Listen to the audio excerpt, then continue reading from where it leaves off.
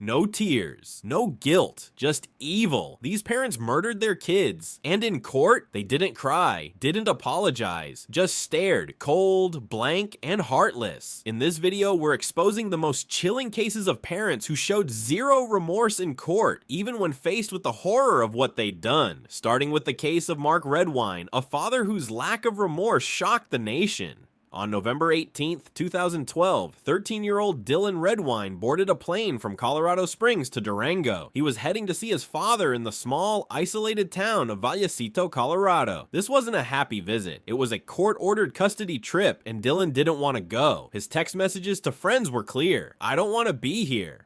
I'll meet you tomorrow morning." But he never made that meeting because by the next day, Dylan was gone. Mark Redwine claimed he had no idea what had happened. He said Dylan had simply disappeared while he was out running errands. There were no signs of forced entry, no signs of struggle, just a missing boy. Search teams were brought in. Helicopters scanned the woods. Nothing. Days turned into weeks, weeks into months. And then, 7 months later, a hiker made a gruesome discovery. Dylan's partial remains were found scattered in the forest, just a few miles from Mark Redwine's home. But the case wasn't closed. 2 years later, in 2015, another hiker found something even more horrifying: Dylan's skull. It had been hidden deeper in the mountains, far from the original site. Forensic experts were called in to examine the damage. Their findings were clear. This was no animal attack. The injuries to the skull showed signs of blunt force trauma. Dylan had been killed violently. This was murder. The question everyone asked was, why would a father kill his son? Then, a disturbing motive came to light. According to family members, Dylan had discovered something horrifying, compromising, and graphic photos of his father, Mark Redwine. Photos are so disturbing that they were never fully described in court. Dylan had told relatives he was disgusted, angry, and didn't want to stay with his dad ever again. Days later, he was dead. Investigators built their case slowly, and in 2017, nearly 5 years after Dylan's disappearance, Mark Redwine was arrested and charged with second-degree murder and child abuse resulting in death. During the trial, the nation watched closely, but Redwine never cracked. He didn't cry, he didn't apologize. He sat cold and emotionless, not once showing remorse for the brutal death of his son. In 2021, a jury found him guilty on both charges. The judge handed down the maximum sentence, 48 years in prison, but for Dylan's mother, his brother, and the friends he never got to grow up with, the sentence could never replace the life that was stolen. What made this case truly haunting wasn't just the crime, it was the silence that followed. The silence of a father who showed no grief, no guilt, only a blank stare in the face of the truth. But Redwine wasn't the only monster hiding behind a father's face. Just a few years later, Chris Watts did the unthinkable. He didn't just kill his family. He smiled on TV while pretending to search for them. In the summer of 2018, the world watched a man beg for help on national television. Chris Watts, a seemingly average husband and father from Frederick, Colorado, stood in front of reporters with panic in his voice, pleading for the safe return of his pregnant wife, Shanann, and their 2 little girls, Bella, 4, and Celeste, 3. "If you're out there, just come back. We miss you," he said. But behind that calm voice was a monster hiding in plain sight. Just 2 days earlier, on August 13th, Chris had committed one of the most horrifying family murders in American history. He strangled Shanann, who was 15 weeks pregnant, in their own home, right after she returned from a business trip. Then he smothered both of their daughters, his children, with a blanket. He placed their lifeless bodies into his work truck and drove them to an oil site where he worked. There, he buried Shanann in a shallow grave and dumped Bella and Celeste into separate oil tanks just 8 inches in diameter. He later admitted that Bella was still alive as he smothered Celeste. She begged him, "Daddy, no."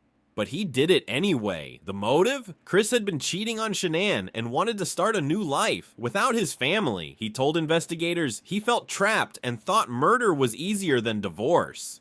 In the hours after the crime, Chris lied again and again. He told police Shanann had taken the kids and left. He allowed officers to search the house. He even gave interviews to the media, saying how worried he was, how much he missed them. But his story never added up. Detectives quickly grew suspicious. A neighbor's security camera caught Chris backing his truck into the driveway, loading up the bodies. GPS data from his work truck matched the burial site. And when he took a polygraph test, he failed miserably. Cornered by evidence, Chris finally confessed, first claiming Shanann killed the kids and he snapped. But under pressure, the full truth spilled out. He killed all of them. In November 2018, Chris Watts was sentenced to 5 life terms without the possibility of parole. 3 for the murders, 1 for the unborn child, and 1 for tampering with the bodies. What made this case so chilling wasn't just the brutality. It was the calm, smiling face Chris showed the world while knowing what he'd done.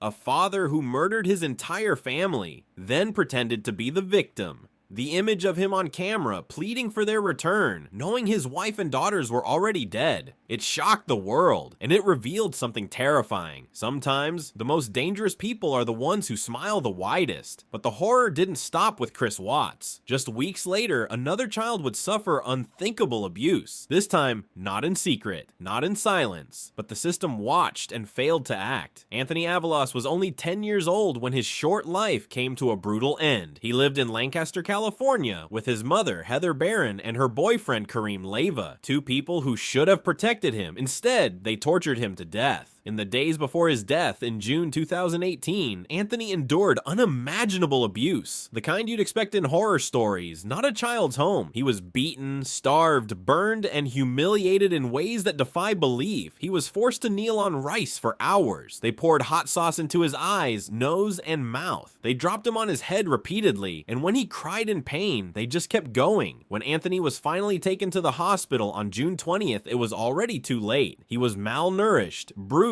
and barely conscious. He died the next day, and the autopsy painted a chilling picture. This wasn't a one-time incident, it was long-term systematic torture. But here's the part that made this case even more disturbing. People knew. Anthony had spoken up. There were multiple reports made to Child Protective Services. He said he was being beaten, he said he was scared, and yet nothing changed. For years, warning signs piled up, family members reported bruises, teachers voiced concerns, calls were made, but Anthony was left in that house, left with his abusers. When investigators questioned Barron and Leiva, their stories didn't add up. They claimed Anthony had injured himself, fallen, or been sick, but the truth was clear. Medical evidence showed this was not an accident. Anthony's body showed signs of repeated severe trauma, bruises in various stages of healing, burn marks, and internal injuries consistent with prolonged abuse.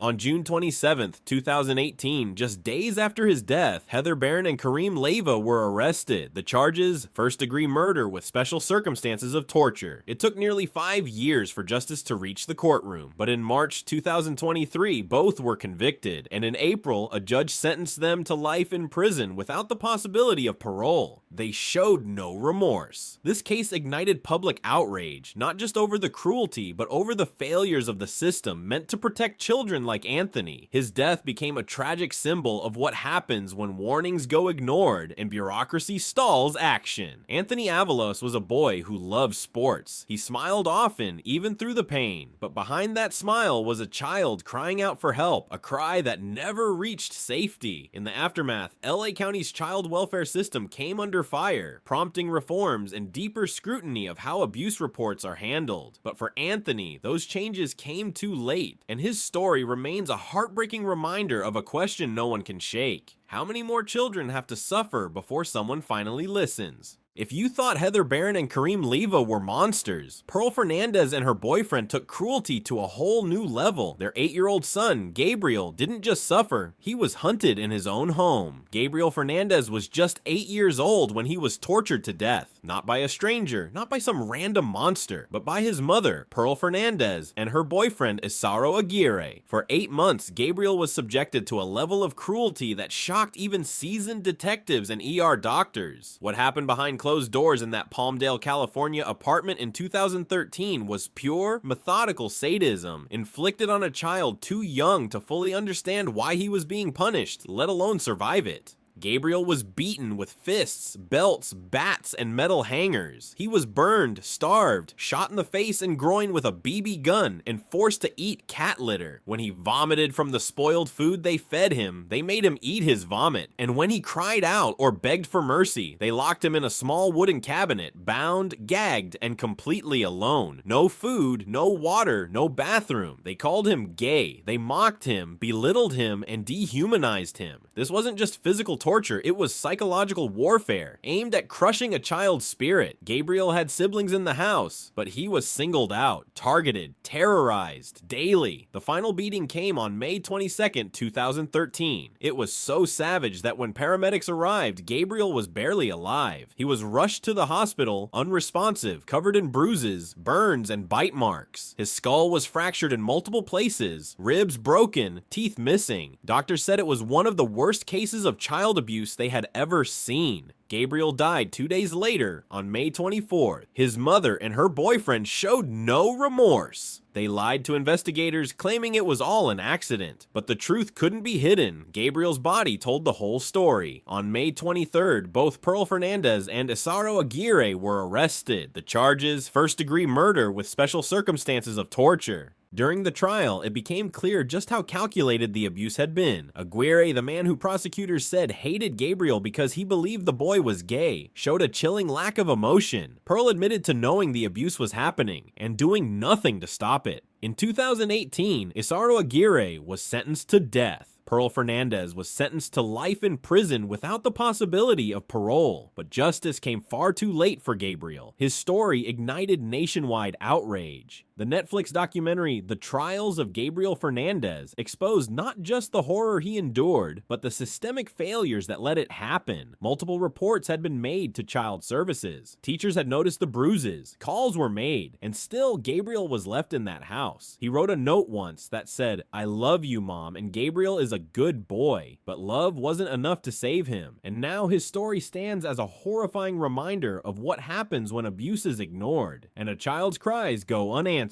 If Gabriel Fernandez's story left you shaken, the Turpin case will leave you stunned, because this time, it wasn't just one child, it was 13, trapped, starved, chained to beds by their parents. In one of the most horrifying and surreal child abuse cases in modern American history, David and Louise Turpin appeared to the outside world like a quiet religious couple with a large family. But behind the walls of their home in Paris, California, their 13 children, ranging in age from 2 to 29, were living through a nightmare few could imagine. For years, the Turpin children were hidden from society, deprived of necessities, and subjected to unspeakable conditions. They were malnourished, physically abused, emotionally manipulated, and imprisoned inside their own home. Most of them didn't even know what a police officer was. They had little concept of the outside world, education, or personal freedom. And in a chilling routine, they were often chained to beds for days, punished for trying to wash their hands above the wrist, or for taking food without permission.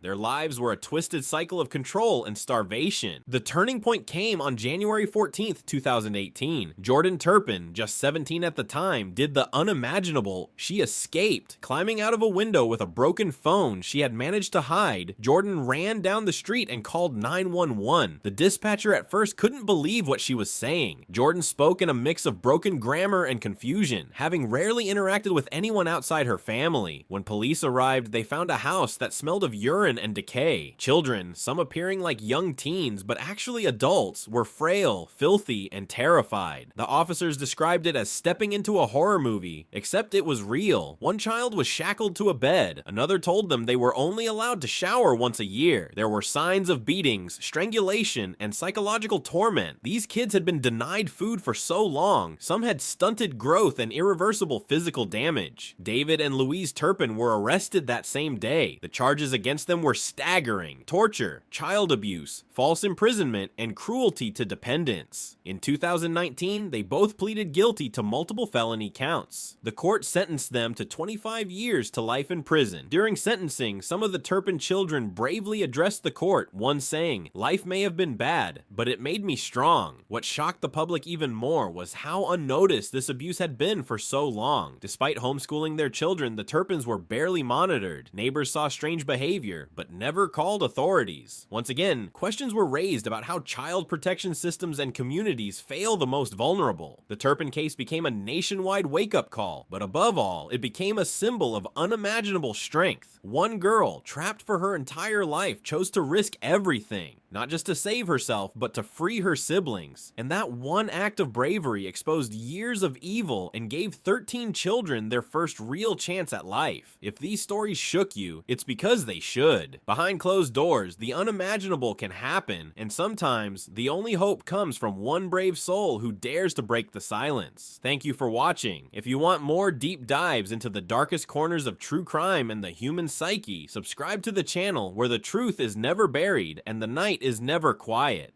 Stay aware, stay curious, and remember, evil never sleeps.